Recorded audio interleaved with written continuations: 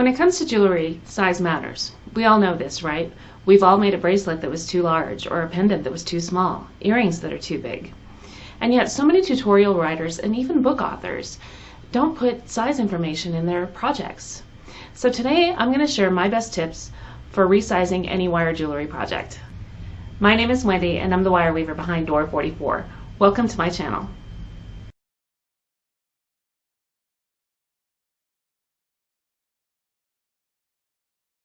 If you're familiar with Door 44 Studios, you know that my designs are pretty simple, and you're probably also aware that I include resizing information in all of my tutorials.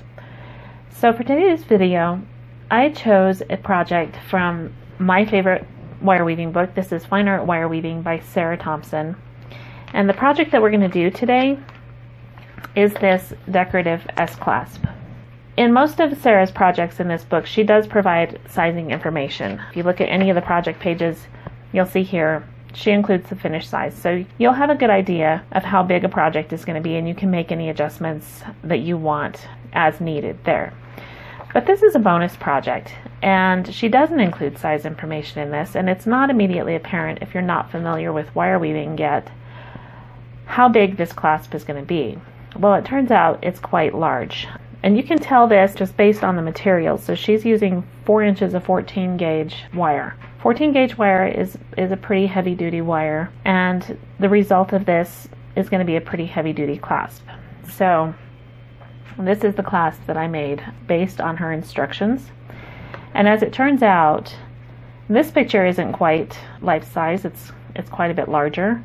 But this picture down here is pretty much life size. So that'll give you an idea of how big this clasp is going to be. But if you're unfamiliar with the book, if you're unfamiliar with Sarah's designs, it may not be immediately apparent to you. So this is why I chose this particular design for this demonstration. It's just a really nice, elegant design, and it scales really well.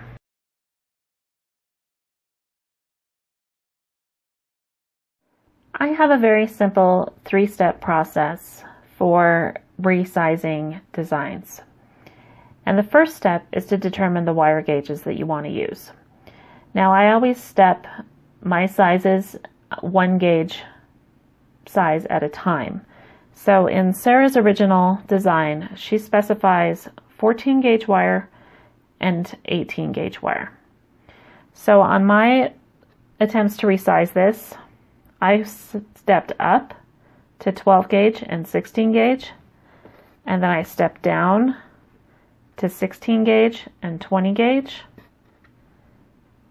18 gauge and 22 gauge, and for this little tiny guy here, I used 20 gauge and 22 gauge.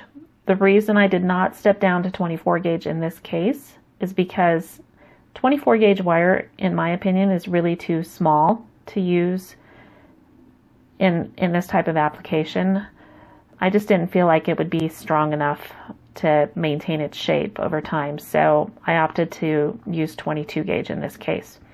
And that's always a judgment call, but as a general rule, if you step down, you walk down or up 1 gauge size at a time from your original specifications, you'll be able to maintain the proportion of the original piece. Once you've determined your wire gauges, you need to decide how much you're going to adjust the length. Now in Sarah's original piece, she specified 4 inches of 14 gauge wire and 6 inches of 18 gauge wire.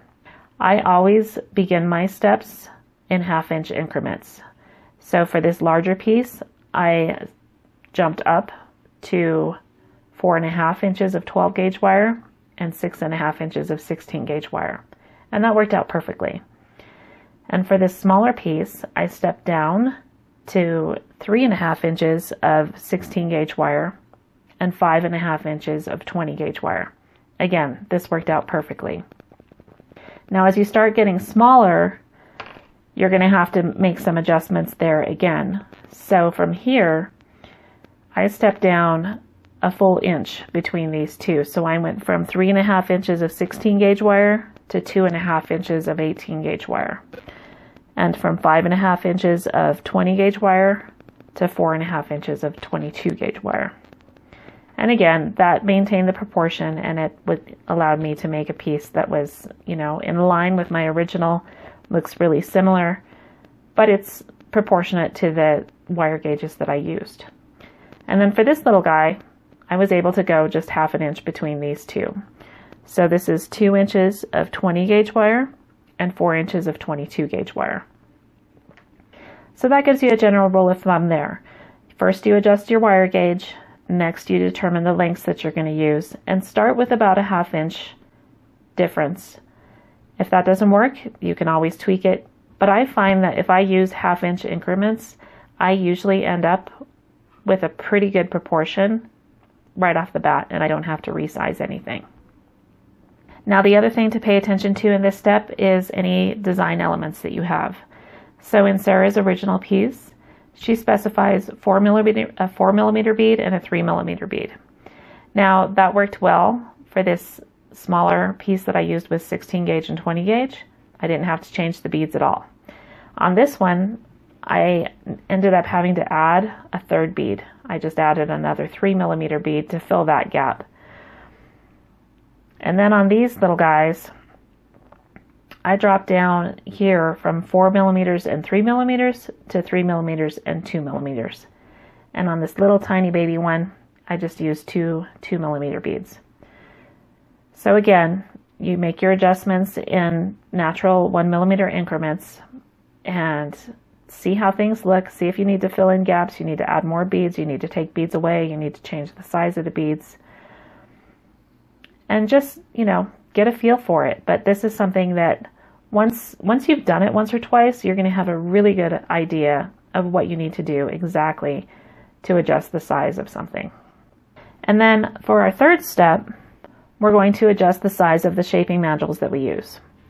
So in Sarah's original design, she suggested using the tip of a ring mandrel to form the S curves.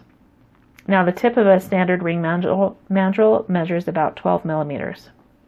So for my big guy here, I increased that up to about a size 3.5, which is about 14 millimeters. So for mandrels, I step in 2 millimeter increments.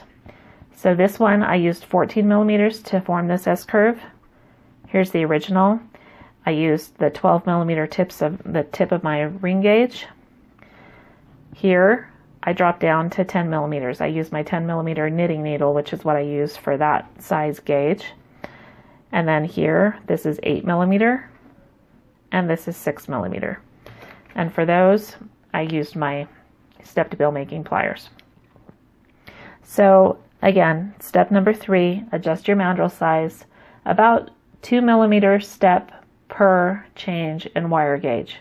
So I stepped from 14 gauge to 16 gauge, 12 millimeters to 10 millimeters. Stepped up from 14 gauge to 12 gauge, 12 millimeters to 14 millimeters. You see how that works? So just a quick summary of this 3-step process. Step number 1, determine your wire gauge. Figure out how you're going to change the wire gauge in order to change the size. If you want to bump up a wire gauge level to increase the size, or bump down to decrease the size. Second thing you're going to do is adjust the length specified. So every tutorial is going to give you lengths of wire that you need to use to shape whatever form it is you're creating. Take those lengths and either add or subtract about a 1/2 inch. Start there and see what you get. Now as you get smaller, you may need to increase that to a full inch.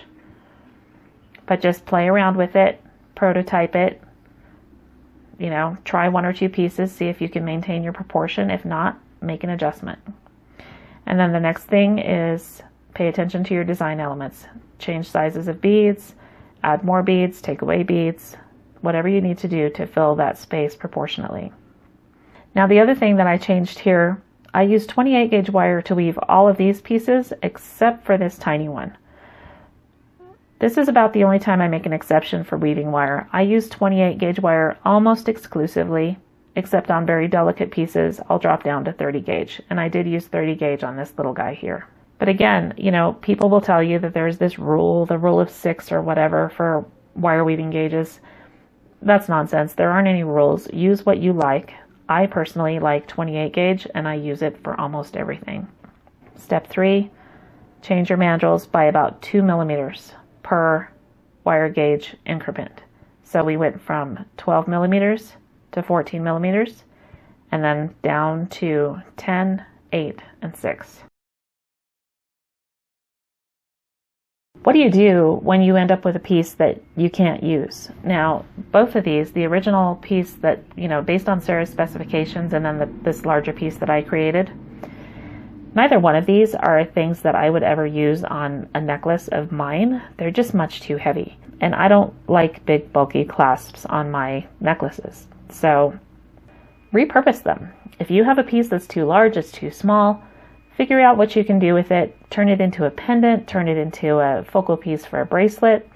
In this instance, I'm going to add this to my keychain because I think it would be really handy to have a hook that I can, just hook over the loop of my purse or, just a pocket in my purse, and so that my keys are always accessible. So that's what's going to happen with this guy. This is going on my keychain. And then this one here is a really nice size for a bracelet. I mean, wouldn't this make a cute little bracelet? Just add some chain, add a loop on the end of the chain, and you've got a really simple, elegant little bracelet. So think about how you can reuse pieces. Don't ever feel like your work or your time is lost. You can always come up with something to do with a piece that doesn't work for what you originally intended it for. Use it for something else. If you have any questions, put your questions in the comments below and I'll answer those as I see them. Thank you so much for joining me. I hope you enjoyed today's quick tip video. If you did, please be sure to subscribe and hit that notification bell so you'll be reminded whenever I upload new tutorials. If you'd like to buy a copy of this book, you'll find a link in the description. That's an affiliate link. I'm an Amazon affiliate, so I do receive a small commission from any purchases that you make at no cost to you.